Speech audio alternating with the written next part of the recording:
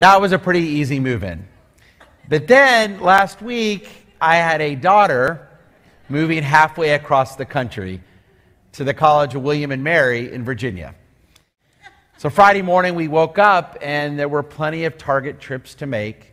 And after our fourth trip to Target, my wonderful daughter called Lisa and me in our car and said, "Dad, I want you to know I brought my mezuzah." And I didn't know she brought a mezuzah. I was going to bring it up Parents' Weekend. You have 30 days to put up your mezuzah. But Dad, I brought my mezuzah that I bought in Israel this past summer.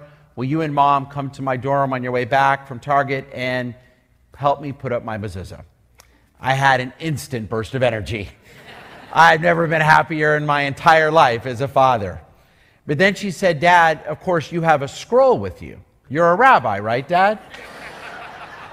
"Well, honey, I am a rabbi, but I don't keep kosher scrolls in my back pocket. You could have told me yesterday. I could have easily picked one up at our sisterhood gift shop." Where's Vicky? At our sisterhood gift shop. Or any other places. "So, honey, I don't have a scroll." "Dad, how could you forget to bring a scroll?"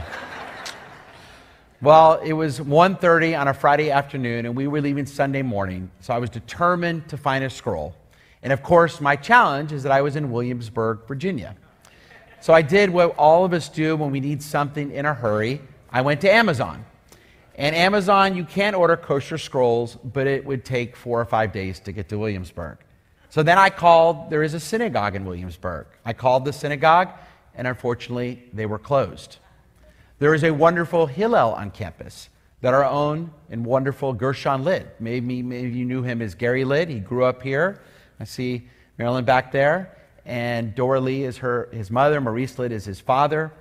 And he grew up here and started the Hillel at William and Mary several years ago. I called the Hillel, but unfortunately, there was no answer. So I had one more chance to find a kosher scroll. I called Chabad. Now, it's not often that I call Chabad. It's nothing disrespectful. I have friends who are Chabad rabbis, but I don't always call Chabad. But I want to tell you what happened when I called the Chabad rabbi. I called and explained the situation, and he said, "No problem, I'll be in your daughter's dorm in 30 minutes. And he showed up there in 30 minutes as Lisa and I were unpacking stuff from Target. And not only did he bring a kosher scroll, he had 2 challahs with him, which was very sweet. And then he asked my daughter, "What's one mitzvah you can do every single day?" My daughter thought for a moment and said, "Well, what about making new friends at all the parties I'm going to go to?" He said, "No, that doesn't count."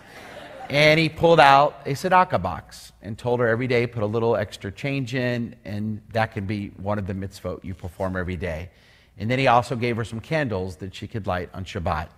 And together, this rabbi that I just met, my wife, me, and Noah, put up a mezuzah. And all the kids in the dorm came down. They couldn't understand what this thing was and why we were putting it up. Noah was a little red, but we put it up. And Lisa and I were very touched. And I was reminded something there as a parent, not necessarily as a rabbi, but more importantly as a father. We've been very blessed to raise our 3 children at Beth Yeshurun Day School and at Emory and Weiner. My kids have only known Jewish schools. They've only known schools where almost all their classmates are Jewish. They've only known Jewish camps. And for Lisa and I to send our daughter to a school that has over 400 Jewish students, it's 7%, and the Jewish community is growing, but it's certainly different than Emory and Weiner or Beth Yeshurun Day School. It brought a lot of peace to my wife and me, knowing that there's Rabbi Lid and this new wonderful Chabad rabbi that I met. It brought us a lot of peace knowing that there were rabbis there for my daughter now in her new campus. And it reminded me of the difference a rabbi can make. A difference I hope and pray that I'll continue to make in my own ways for many years to come as I'm blessed to be a rabbi here at Beth Yeshurun. I have differences with Chabad. I don't agree with everything they do, but I will say I was re-inspired that day and reminded of the difference a rabbi can make just by showing up, just by being there.